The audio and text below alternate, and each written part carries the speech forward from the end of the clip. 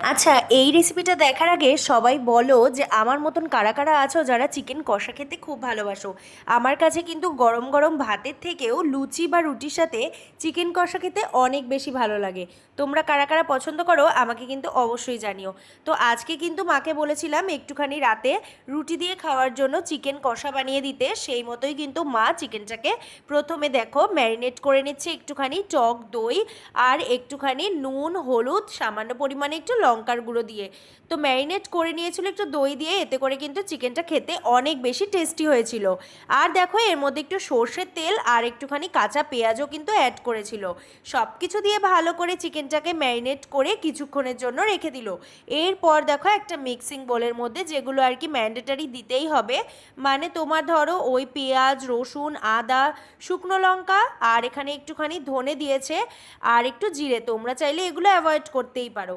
তো এর মধ্যে একটুখানি তেজপাতা আর একটু জয়িত্রী জায়ফল, যেটাও তোমরা চাইলে অ্যাভয়েড করতে পারো, মা একটুখানি দিয়েছিল জাস্ট একটু ফ্লেভারের জন্যে। সব কিছু দিয়ে মিক্সিং বোলের মধ্যে দিয়ে ভালো একটা পেস্ট তৈরি করে নেওয়া হবে। অন্যদিকে কড়াইতে দেখো দিয়ে দিল তেজপাতা আর একটুখানি জিরে ফোড়নে। এরপর ফোড়নটা ভালো করে ফ্রাই হয়ে এলে এর মধ্যে একটুখানি কুচিয়ে রাখা পেঁয়াজটাকে দিয়ে আরও কিছুক্ষণ ভালো করে ফ্রাই করে নিল। দেন এর মধ্যে ওই যে পেস্টটা তৈরি করা হয়েছিল সেটাকে কিন্তু দিয়ে ভালো করে একটু কষিয়ে নিতে হবে। এর মধ্যে তো নুন হলুদ দিতেই হবে কষানোর সময়, সেই জন্য মা অ্যাড করেছিল। অ্যাড করে দিল আরও একটুখানি পরিমাণে চিনি, যাতে স্বাদটা ব্যালেন্স আসে সেই জন্যে। আর এখানে দিয়ে দিল অল্প একটুখানি পরিমাণে টমেটো কুচি। ভালো করে এটাকে কিছুক্ষণের জন্য কষিয়ে নেওয়ার পর ম্যারিনেট করে রাখা চিকেনটা এর মধ্যে অ্যাড করে দিয়ে বেশ কিছুক্ষণ কিন্তু এইভাবে ধিমে তালে কষিয়ে নিতে হবে।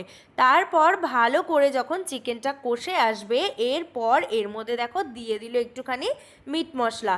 ভালো করে মিট মশলাটা দিয়ে আরও কিছুক্ষণের জন্য এই চিকেনের রেসিপিটাকে মা খুব ভালো করে কষিয়ে নেবে, বেশি জল তো দেবে না, যেই কারণে দেখো একদম কিন্তু কষিয়ে কষিয়ে নিভে নিভে জালেই করতে হবে।